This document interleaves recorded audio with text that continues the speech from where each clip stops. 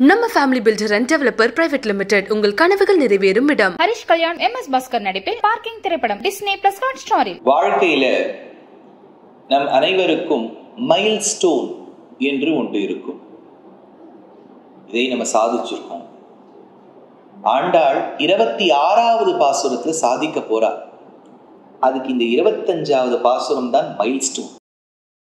அந்த கருத்தை எங்கனே நாம் இங்கு கொள்ளலாம் என்று பார்த்தோமே நாயின், ஆண்டாள் ரொம்ப தெளிவா கிருஷ்ணாவதாரத்தில் கிருஷ்ணருக்கு என்ன சிறப்பு அப்படிங்கிறத இந்த பாசுரத்தை தெரிவிக்கிறார். தாயால் தான் குழந்தைகளுக்கு ஒரு பெருமை. அது ஆண் குழந்தையாக இருந்தாலும் சரி, பெண் குழந்தையாக இருந்தாலும் சரி. தஸ்யை ஜனன்யை நமஹா என்று ஆதிசங்கரர் மாத்ருகா பஞ்சகத்தில் தெரிவித்தார். கண்ணனுக்கு ஒரு பெரிய பாக்கியம். பெத்த தாய் ஒத்தி, வளர்த்தவள் ஒருவள். இருவரையும் கொண்டாடக்கூடிய பாசுரம் இது. என்ன கருத்துங்கிறதை பார்ப்போம். ஒருத்தி மகனாய் பிறந்து. ஒருத்தி என்று இங்கு சொன்னால் நம் அனைவருக்குமே தெரியும், இது எண்ணான ஒன்றை சொல்ல வேண்டும் என்பது அல்ல. It doesn't indicate the number one. It adds glory to the number one by saying she is the unique one. ஒருத்தி மகனாய் பிறந்து. ஏண்டா கிளாஸ்ல நீ ஒத்த மட்டும் பேசிகிட்டே இருக்க அப்படின்னு டீச்சர் கேட்குறாளா? நீங்கள் உங்களெல்லாம் கேட்க மாட்டேன், நீங்களாம் ரொம்ப நல்ல குழந்தை. யாராவது அசடாக இருந்துட்டா கேட்பா, ஏண்டா நீ ஒத்த மட்டும் பேசிகிட்டே இருக்க?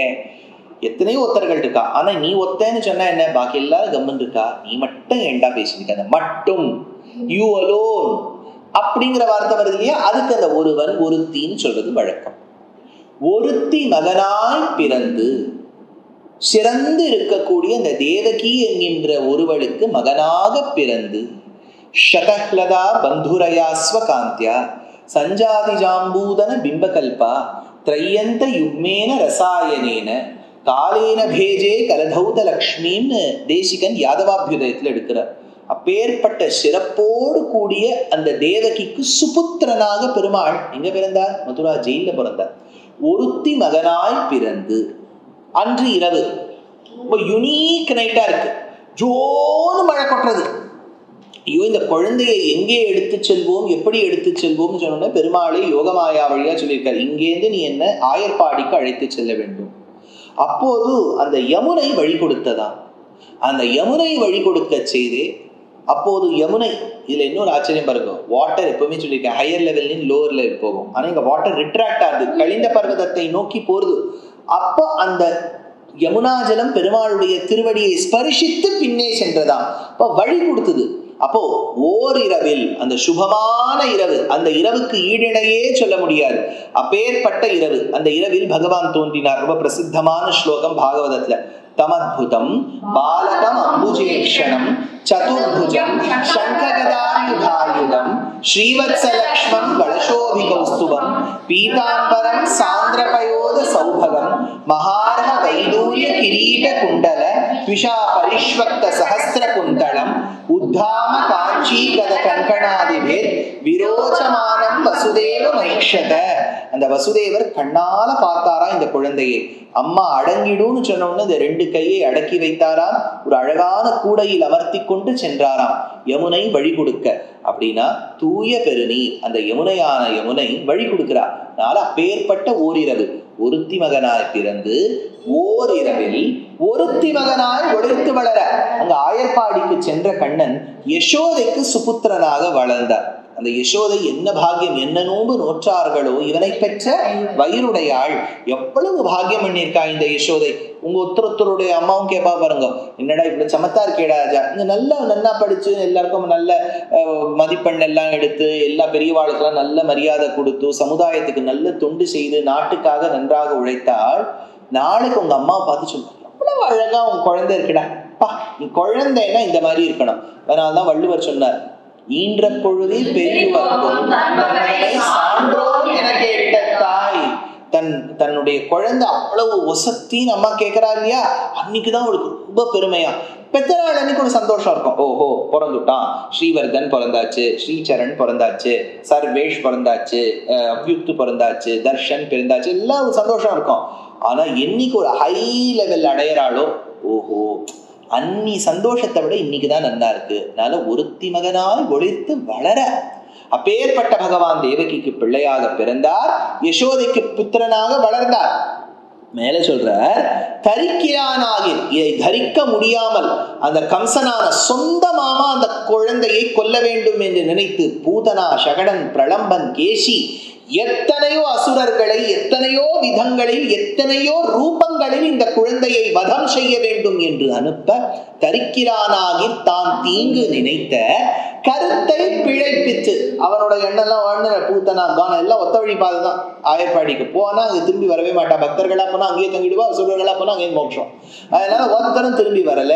அப்ப திரும்பி வராத போது தரிக்கிறானாகி தான் தீங்கு நினைந்த கருத்தை பிழைப்பித்த கஞ்சன், அந்த கஞ்சனுடைய எண்ணம் நிறைவேறவில்லை. அதனால அவனுக்கு பயம்.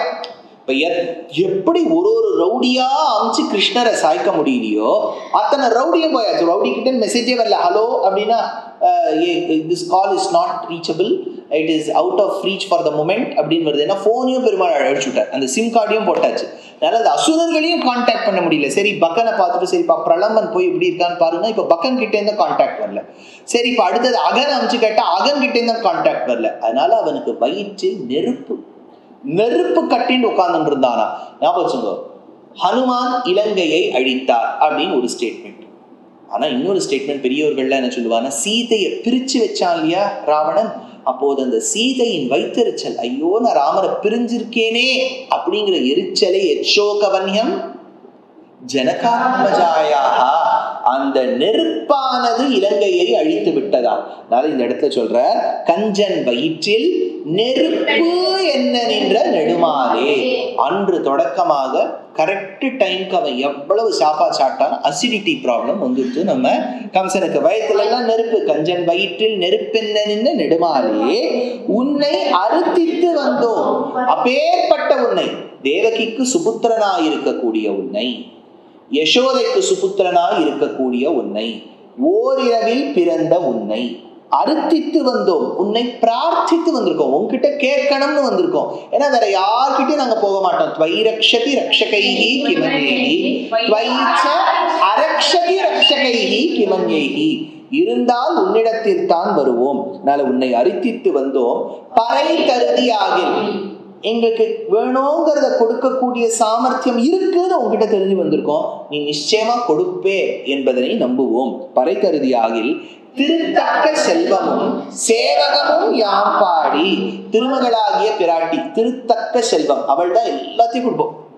பெருமாள் பாவம் கொடுப்பேன் சொல்லுவார், ஆனா கொடுப்பது நிச்சயமாக தாயார் தான், அத்தனையும் கொடுப்பவள் தாயார் தான். அதனால சொல்றார் திருத்தக்க செல்வமும் சேவகமும் யாப்பாடி.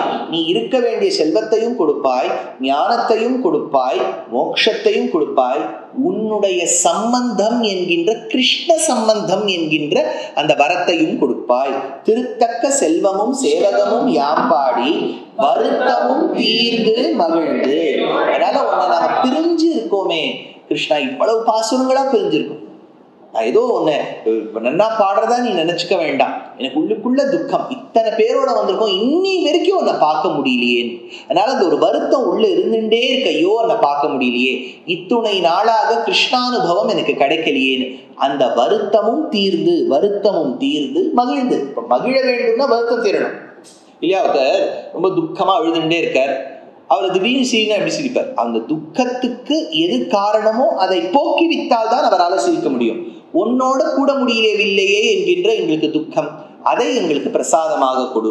வருத்தமும் தீர்ந்து மகிழ்ந்து, அந்த மகிழ்ச்சியை உன்னோடு சேர வேண்டும் என்கின்ற மகிழ்ச்சி. அது என்ன டைலாக்? மகிழ்ச்சி அப்படிதானே இந்த டைலாக்.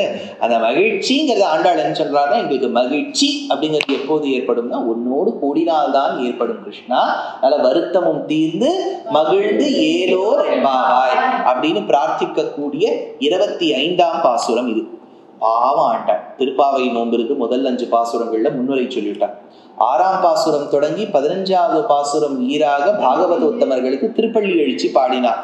16, 17, 18, 19, 20 வாயில் காப்பான் கோயில் காப்பான் யசோதை நந்தகோபாலன் நப்பின்னையே பிரார்த்தித்தாச்சு. 21லேருந்து 25 கிருஷ்ணரை பிரார்த்திச்சாச்சு.